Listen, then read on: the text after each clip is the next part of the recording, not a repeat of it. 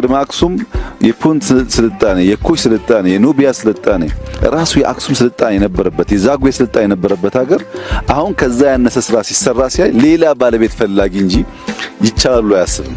አንድ ፕሮጀክት ብቻ አይደለም፣ የሆነ ሰፈር የመለወጥ ጉዳይ ብቻ አይደለም።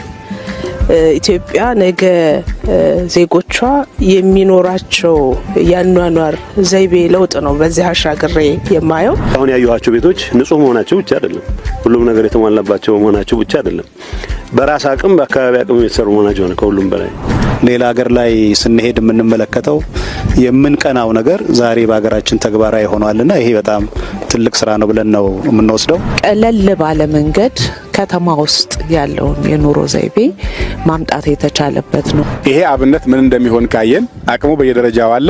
ሁሉም ሰው በዚህ መንገድ ከወሰደው መላው ኢትዮጵያን ይሄን የማድረግ አቅም እንዳለን ይታያል። የእሳቤ ስብራት በተግባር ቁም ነገር እንዳንሰራ ያደርገናል። እንችላለን፣ እኛም ማንችለው ነገር የለም።